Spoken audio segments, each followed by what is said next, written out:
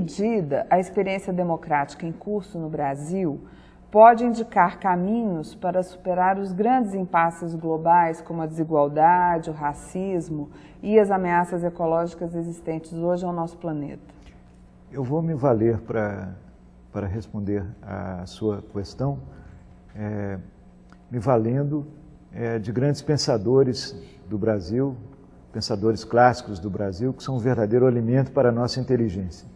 O primeiro deles é o Caio Prado Júnior. A tese fundamental do Caio Prado Júnior era de que as injustiças sociais no Brasil eram diretamente resultantes da degradação da dignidade do trabalho. Isto é, um país que se formou e formou a sua economia em regime de escravidão e que após o fim da escravidão não concedeu direitos de trabalho à maioria do seu povo, isto é, a massa dos trabalhadores rurais sequer tinham carteira de trabalho, a massa dos trabalhadores urbanos, a maior parte do tempo, também não tinham direitos do trabalho. Num país onde a população trabalhadora rural não pôde se fixar na sua terra, porque era tão oprimida e expulsa do seu local de trabalho, o Caio Prado dizia, assim não se formou nacionalmente uma verdadeira classe camponesa, ciosa do seu ofício de trabalhar a terra. Então, nesse país, dizia o Caio Prado Júnior, onde o trabalho não tem dignidade, não pode haver justiça. O caminho de se erradicar as desigualdades no Brasil passa pela valorização dos direitos do trabalho, e nós podemos acrescentar, então, inspirando-nos em Caio Prado Júnior, na formação de um moderno estado do bem-estar no Brasil. Haverá lugar hoje para um estado do bem-estar social? Nós poderíamos dizer que nós iremos construí-lo mais tarde e melhor, aproveitando os erros das outras experiências. Isto é, incorporando a ideia dos direitos da mulher nos estados do bem-estar social, incorporando a ideia da democracia na gestão das políticas sociais, evitando a burocratização desses estados do bem-estar social e introduzindo inovações científicas e técnicas mais modernas nesse estado do bem-estar social. Nós já contamos com uma estrutura previdenciária muito importante, com um sistema único de saúde muito importante, com um sistema universitário razoavelmente desenvolvido, e basta então universalizar o sistema educacional, o acesso da população a esse sistema educacional, para a gente construir então os fundamentos necessários a uma construção de um estado do bem-estar social moderno, amplo e universal no Brasil. A segunda questão é muito interessante. Coube ao Gilberto Freire, seguindo as pegadas do grande crítico literário Silvio Romero, historiador da literatura brasileira, identificar que a identidade do Brasil estava vinculada à miscigenação. O Gilberto Freire deu, ao contrário do Silvio Romero, um sinal positivo a essa miscigenação. E esta visão, então, de que o Brasil seria um país em que ocorreu, por força da tradição ibérica, já em si miscigenada com o árabe, europeu com o árabe e africano, aqui no Brasil, então, teria se produzido um imenso processo social de miscigenação, de encontros de culturas, de fusão de culturas, de hibridação cultural.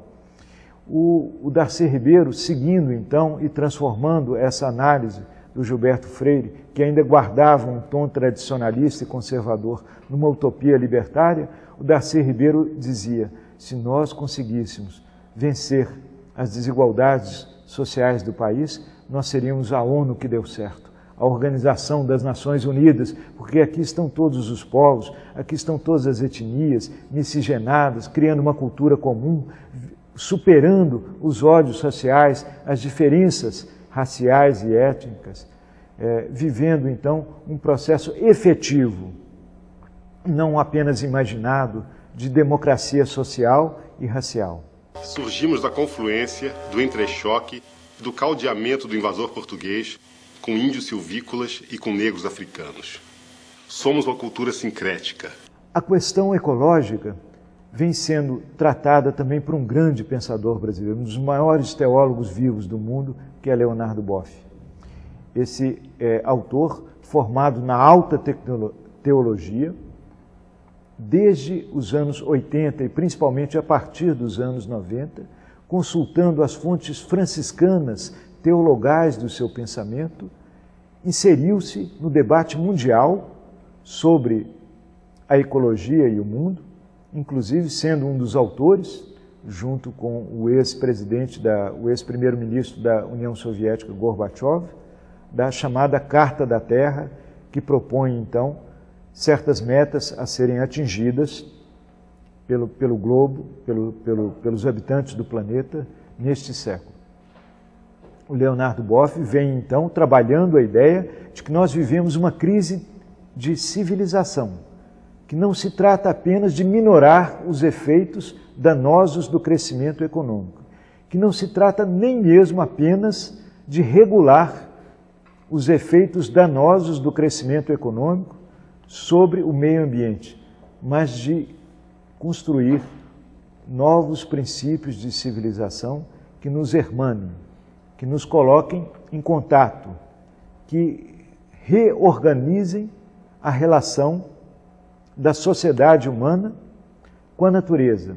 chegando a falar, inclusive, o Leonardo Boff, dos direitos da natureza, dos direitos, da necessidade de se fazer um contrato, um novo contrato que inclua os direitos da natureza,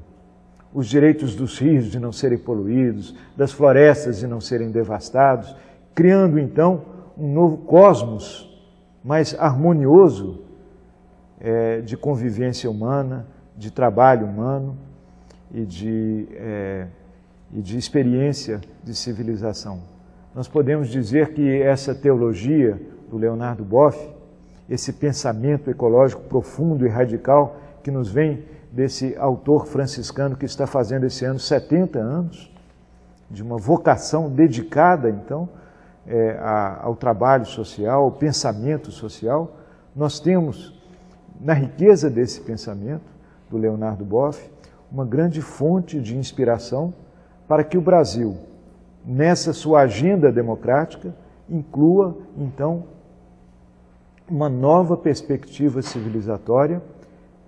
incorporadora dos direitos da natureza na sua experiência de vida social.